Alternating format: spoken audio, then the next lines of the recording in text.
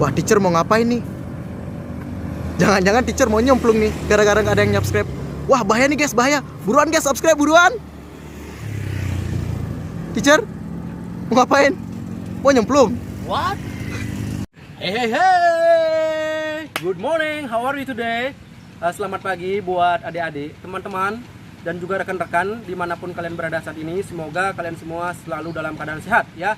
Bertemu lagi dengan saya, your crazy teacher. Oke, sekarang kita akan melanjutkan pelajaran yang kemarin, yaitu verb form. Namun kali ini kita akan bahas tentang verb form menurut penggunaannya ya. Oke, langsung saja tanpa buang waktu. Verb form.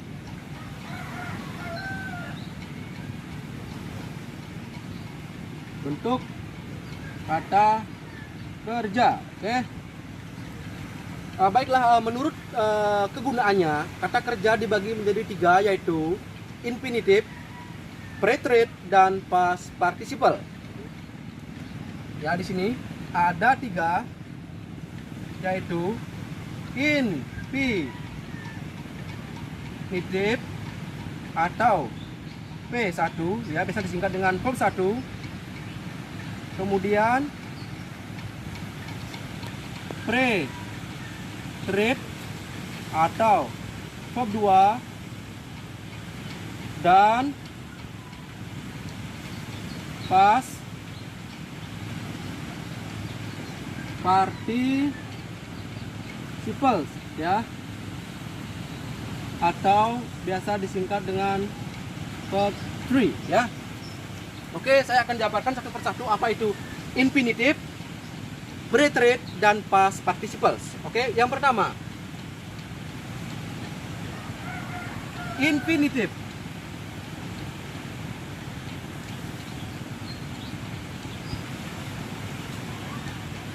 Infinitive atau kata kerja bentuk pertama adalah kata kerja yang khusus ya, yang khusus digunakan untuk membuat kalimat simple present tense dan future tense ya.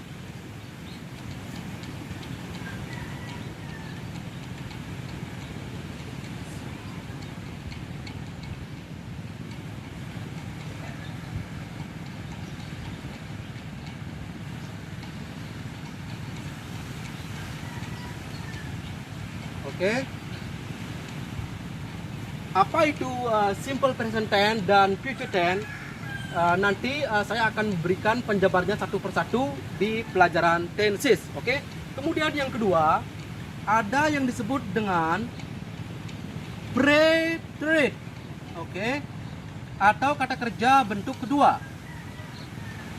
Preterite adalah kelompok kata kerja yang khusus ya, yang khusus digunakan untuk membuat kalimat simple past tense ya,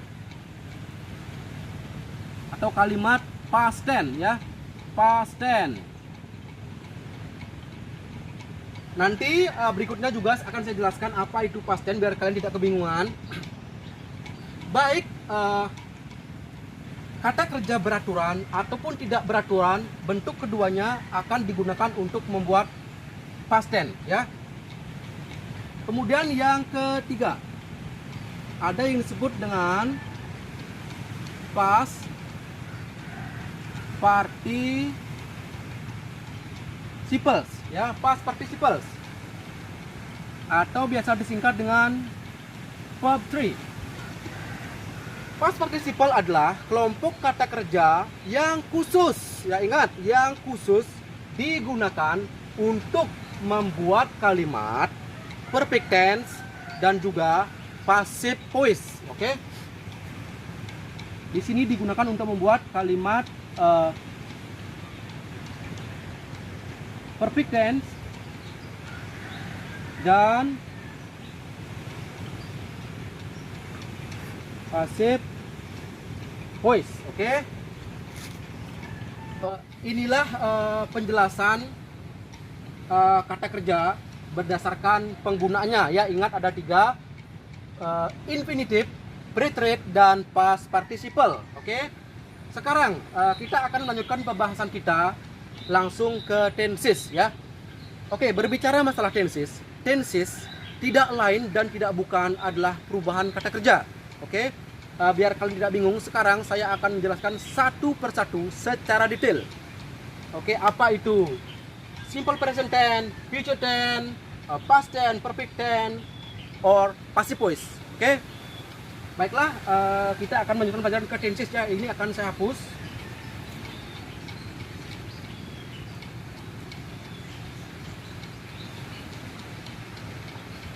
Oke, tenses atau bentuk perubahan kata kerja.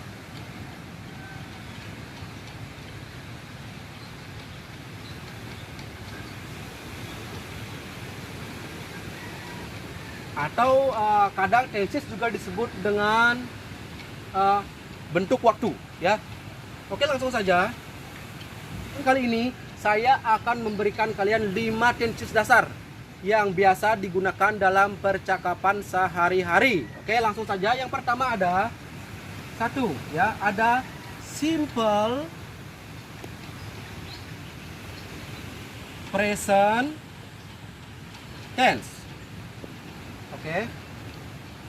Simple present tense adalah tenses yang digunakan untuk membuat kalimat yang bersifat habitual action atau kebiasaan sehari-hari yang berulang-ulang, kemudian juga digunakan untuk menyatakan suatu kebenaran umum atau fakta umum, ya, general truth. Oke, langsung saja, ya, saya kasih rumusan bagaimana menggunakannya.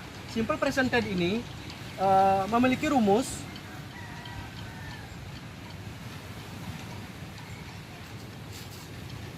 Untuk yang positif, ya, subjek ditambah verb 1 plus s atau es plus objek. Oke, ini adalah rumus untuk membuat kalimat simple present tense, ya.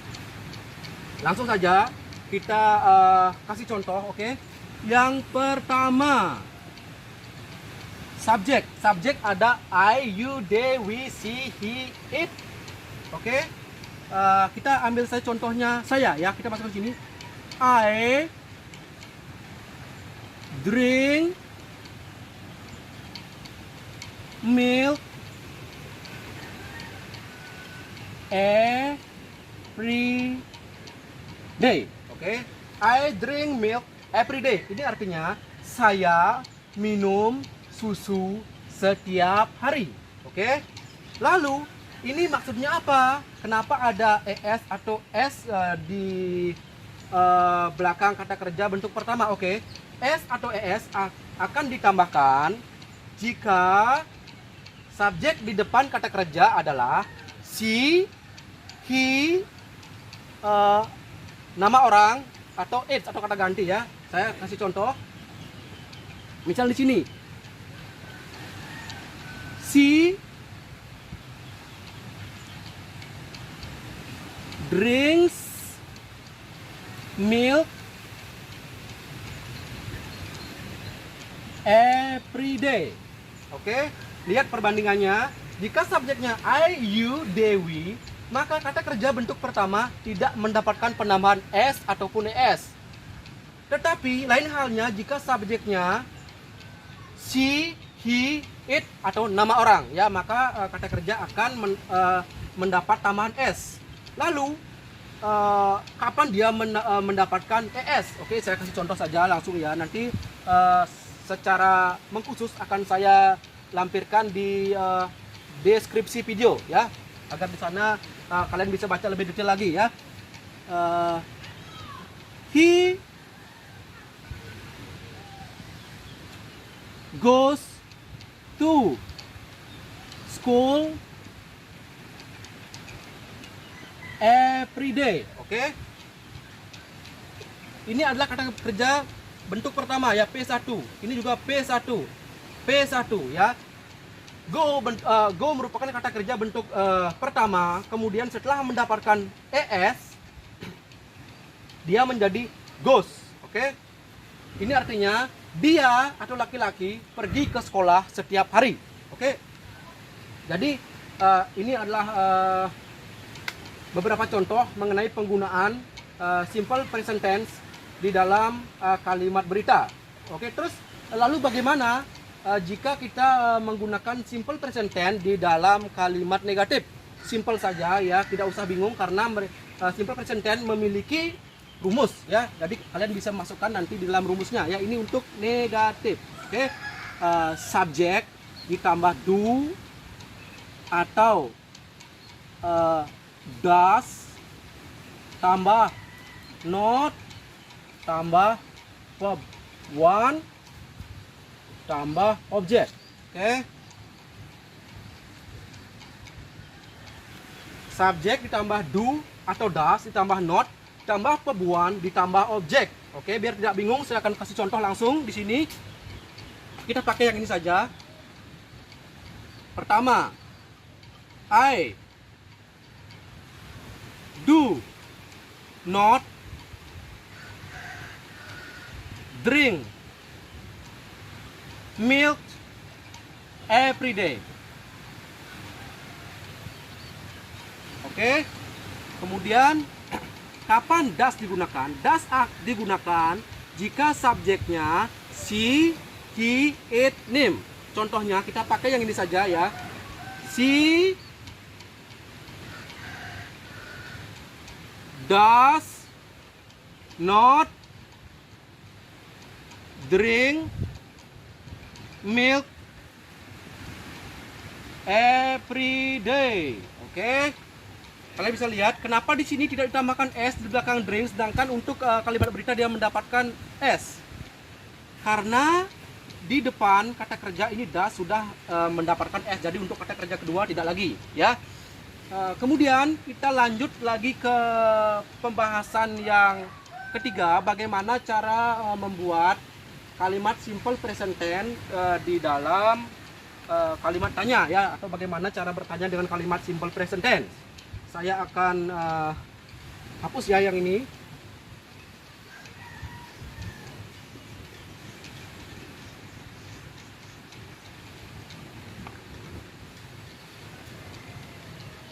Oke, sama seperti tadi kita buat dulu rumusnya, kalimat tanya ya atau interrogative.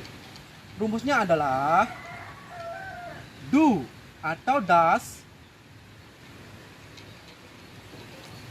ditambah subjek ditambah verb one ditambah objek.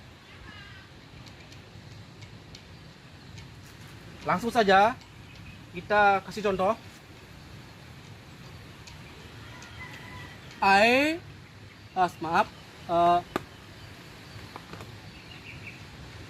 Cut.